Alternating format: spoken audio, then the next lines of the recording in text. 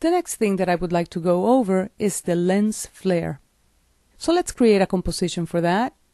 Project panel, new composition icon, and I'm just going to name this lens flare. And there you go. But we need to know what it is that we want for the lens flare to do. So let's go ahead and create a solid. And this could be any color because it's just going to be a placeholder. And maybe we'll do something with the shape of the star. And there you go. If you press and hold the mouse button and you use the arrows, you can increase the number of points. If you press and hold the command key or control key on Windows, you can make the points a little bit pointier.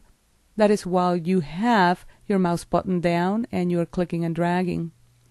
Alright, let's go ahead and select this black solid layer. Let's add a stroke effect.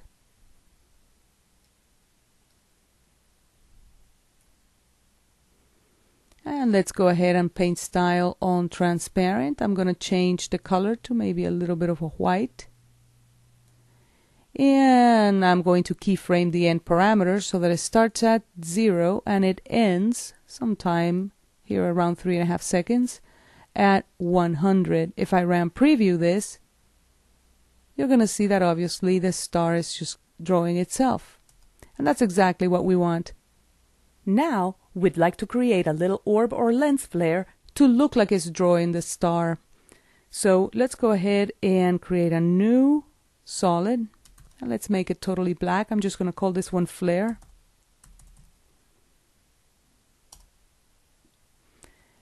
And I'm going to add the lens flare effect to it. And there it is. I'm going to go ahead and move the lens flare center here to the middle. And that might be a little bit too bright. So I'm going to turn the brightness off a tad. I'll select the bottom layer and press M for mask. I'm going to click on the words mask path and copy. Control or Command C copies. Now let's go to the flare layer and press the letter P, P for position, and let's go ahead and paste the mask path that we just copied onto the position parameter of the flare.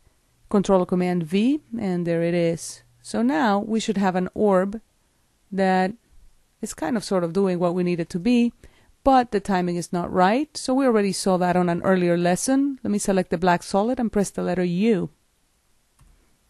These keyframes need to start and end at the same time, so I'm just going to drag this one, and as I drag, I'm going to press and hold the Shift key. This is going to make sure that the keyframes snap to one another. All I have to do now is change the blending mode of the flare layer to screen.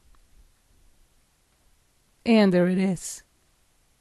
If we RAM preview this, we're going to see that the orb is indeed drawing the star. Or at least it looks that way.